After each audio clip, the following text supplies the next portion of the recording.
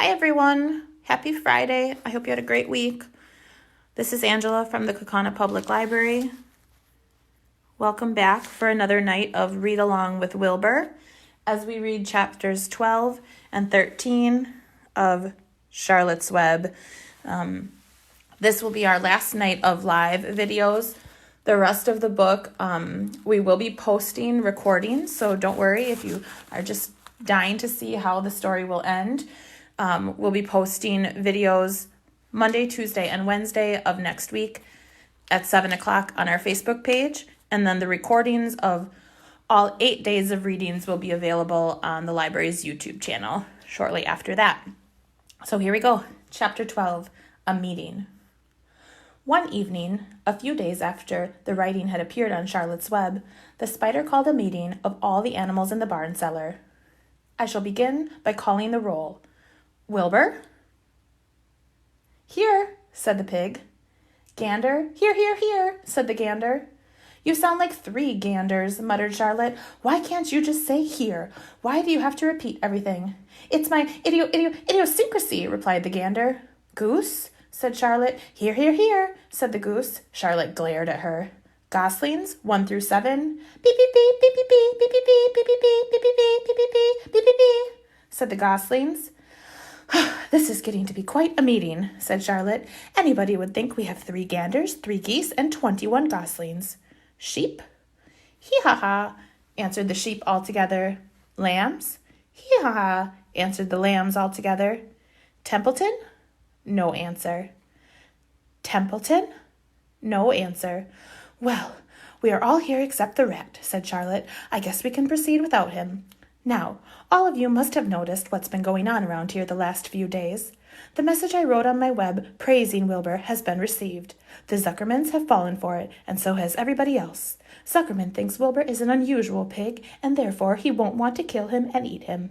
I dare say my trick will work, and Wilbur's life can be saved. Hooray! Cried everybody. Thank you very much, said Charlotte.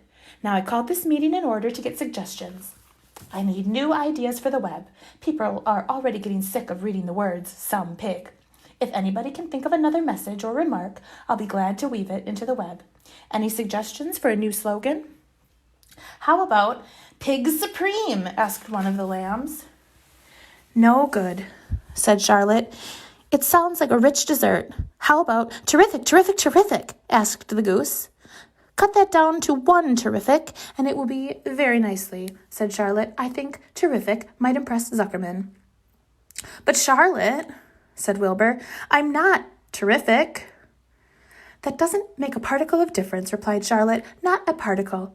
People believe almost anything they see in print. Does anybody here know how to spell terrific? I think, said the gander, it's T-E-R-R-R-I-F-I-C-C-C. What kind of an acrobat do you think I am? Said Charlotte in disgust. I must have to be St. Vitus Dance to weave a word like that into the web. Sorry, said the gander. Then the old sheep spoke up. I agree that there should be something new written in the web if Wilbur's life is to be saved, and if Charlotte needs help in finding words, I think she can get it from our friend Templeton. The rat visits the dump regularly and has access to old magazines. He can tear out bits of advertisements and bring them up here to the barn cellar so that Charlotte can have something to copy. Good idea, said Charlotte, but I'm not sure Templeton will be willing to help. You know how he is. Always looking out for himself, never thinking of other fellows. I bet I can get him to help, said the old sheep. I'll appeal to his baser instincts, of which he has plenty. Here he comes. Everybody keep quiet while I put the matter up to him. The rat entered the barn the way he always did, creeping along close to the wall. What's up? He asked, seeing the animals assembled. We're holding a directors' meeting, replied the old sheep. Well, break it up. Meetings bore me. And the rat began to climb a rope that hung against the wall. Look, said the old sheep. Next time you go to the dump, Templeton, bring back a clipping from a magazine. Charlotte needs new ideas so she can write messages in her web and save Wilbur's life. Let him die, said the rat. I should worry. You'll worry all right when next winter comes, said the sheep. You'll worry all right on a 0 morning next January when Wilbur is dead and nobody comes down here with a nice pail of warm slaps to pour into the trough. Wilbur's leftover food is your chief source of supply, Templeton. You know that. Wilbur's food is your food. Therefore, Wilbur's destiny and your destiny are closely linked. If Wilbur is killed and his trough stands empty day after day, you'll grow so thin we can look right through your stomach and see objects on the other side. Templeton's whiskers quivered. Maybe you're right, he said gruffly. I'm making a trip to the dump tomorrow afternoon. I'll bring back a magazine clipping, if I can find one. Thanks, said Charlotte. The meeting is now adjourned. I have a busy evening ahead of me. I've got to tear my web apart and write terrific. Wilbur blushed. I'm not terrific, Charlotte. I'm just about average for a pig. You're terrific as far as I'm concerned, replied Charlotte sweetly, and that's what counts. You're my best friend, and I think you're sensational. Now stop arguing and go get some sleep. Chapter 13. Good Progress. Far into the night, while the other creatures slept, Charlotte worked on her web. First, she ripped out a few of the orb lines near the center. She left the radial lines alone as they were needed for support.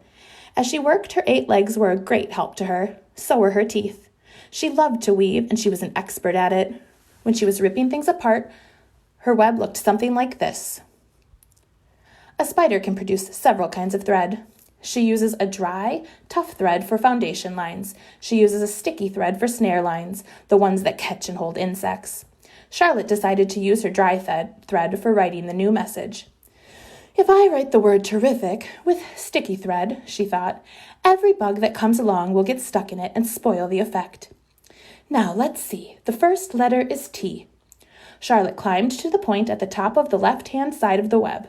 Swinging her spinnerets into position, she attached her thread and then dropped down. As she dropped, her spinning tubes went into action and she let out thread. At the bottom, she attached the thread. That formed the upright part of the letter T. Charlotte was not satisfied, however. She climbed up and made another attachment, right next to the first. Then she carried the line down so that she had a double line instead of a single line. It will show up better if I make the whole thing with double lines. She climbed back up and moved over about an inch to the left, touched her spinneret to the web, and then carried a line across to the right, forming the top of the T. She repeated this, making it double. Her 8 legs were very busy helping. Now, for the E. Charlotte got so interested in her work,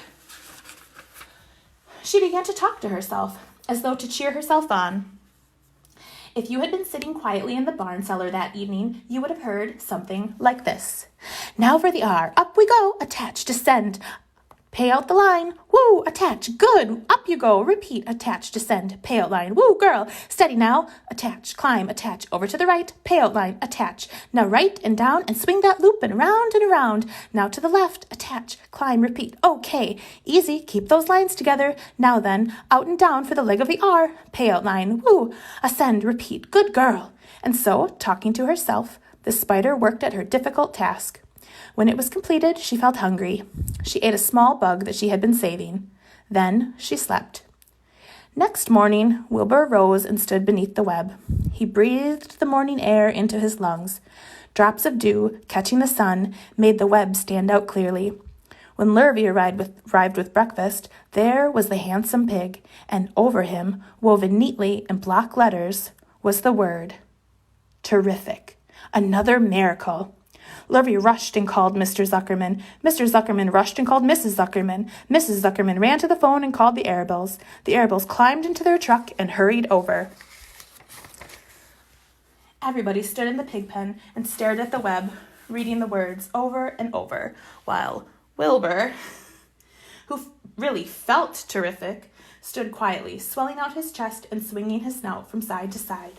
Terrific, breathed Zuckerman in joyful admiration. Edith, you better phone the newspaper of the Weekly Chronicle and tell him what has happened. He will want to know about this. He may want to bring a photographer. There isn't a pig in the whole state that is as terrific as our pig. The news spread.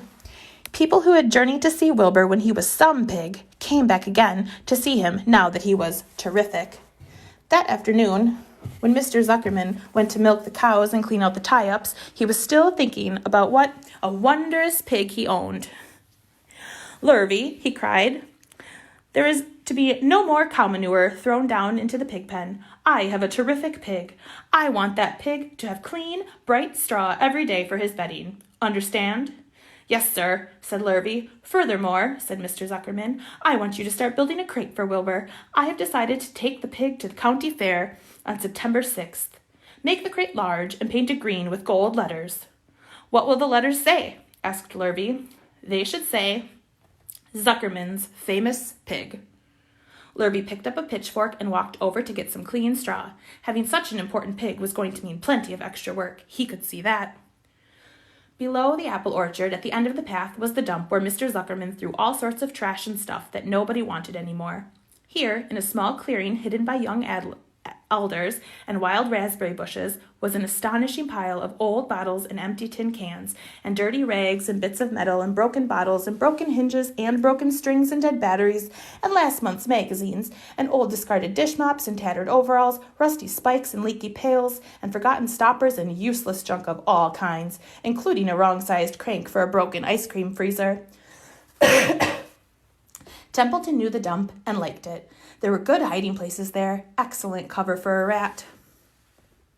And there was usually a tin can with food still clinging to the inside. Templeton was down there now, rummaging around.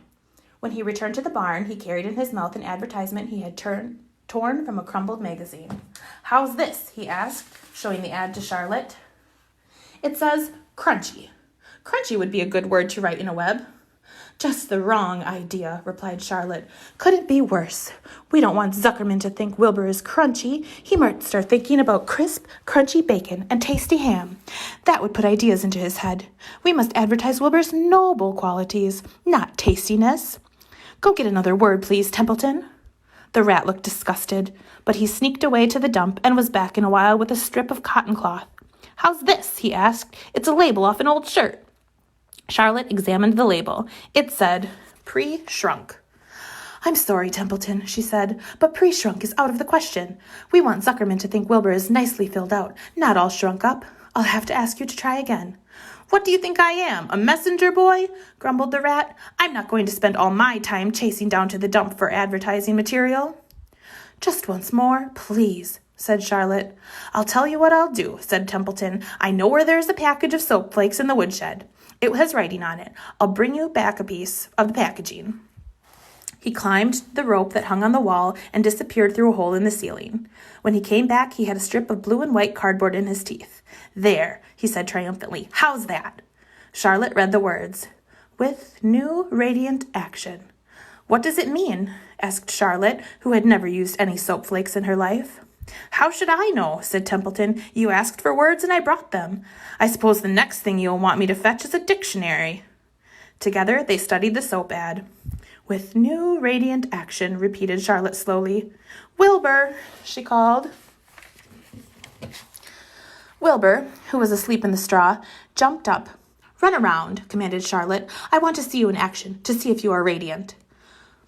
Wilbur raced to the end of his yard. Now back again, faster, said Charlotte. Wilbur galloped back. His skin shone. His tail had a fine, tight curl to it. Jump into the air, called Charlotte. Wilbur jumped as high as he could. Keep your knees straight and touch the ground with your ears, called Charlotte. Wilbur obeyed. Do a backflip with a half twist in it, cried Charlotte. Wilbur went over backwards, writhing and twisting as he went. Okay, Wilbur, said Charlotte. You can go back to sleep now. Okay, Templeton, the soap ad will do, I guess. I'm not sure Wilbur's actions is exactly radiant, but it's interesting. Actually, said Wilbur, I feel radiant. Do you? Said Charlotte, looking at him with affection. Well, you're a good little pig, and radiant you shall be. I'm in this thing pretty deep now. I might as well go the limit. Tired from his romp, Wilbur lay down in the clean straw. He closed his eyes. The straw seemed scratchy. Not as comfortable as the cow manure, which was always delightfully soft to lie in. So he pushed the straw to one side and stretched out in the manure. Wilbur sighed. It had been a busy day, his first day of being terrific. Dozens of people had visited the yard during the afternoon, and he had had to stand and pose, looking as terrific as he could. Now he was tired. Fern had arrived and seated herself quietly on her stool in the corner. Tell me a story, Charlotte, said Wilbur as he lay asleep, waiting for sleep to come. Tell me a story. So Charlotte, although she too was tired, did what Wilbur wanted. Once upon a time, she began, I had a beautiful cousin who managed to build herself a web across a small stream. One day, a tiny fish leaped into the air and got tangled in the web. My cousin was very much surprised, of course. The fish was thrashing wildly. My cousin hardly dared tackle it, but she did. She swooped down and threw great masses of wrapping material around the fish and fought bravely to capture it. Did she succeed? Asked Wilbur. It was a never-to-be-forgotten battle, said Charlotte. There was the fish, cut only by one fin, and its tail wildly thrashing and shining in the sun. There was the web, sagging dangerously under the weight of the fish. How much did the fish weigh? Asked Wilbur eagerly. I don't know, said Charlotte. There was my cousin, slipping in, dodging out, beaten mercilessly over the head by the wildly thrashing fish, dancing in, dancing out, throwing her threads and fighting hard. First, she threw a left around the tail. The fish lashed back. Then a left to the tail and a right to the midsection. The fish lashed back. Then she dodged to one side and threw a right, and another right to the fin, then a hard left to the head, while the web swayed and stretched. Then what happened? Asked Wilbur. Nothing, said Charlotte. The fish lost the fight. My cousin wrapped it up so tight it couldn't budge. Then what happened? Asked Wilbur. Nothing. My cousin kept the fish for a while, and then, when she got good and ready, she ate it. Tell me another story, begged Wilbur. So Charlotte told him about another cousin of hers who was an aeronaut. What is an aeronaut? Asked Wilbur. A balloonist, said Charlotte. My cousin used to stand on her head and let out enough thread to form a balloon. Then she'd let go and be lifted into the air and carried upward on the warm wind. Is that true? Asked Wilbur, or are you just making it up? It's true, replied Charlotte. I have some very remarkable cousins. And now, Wilbur, it's time you went to sleep.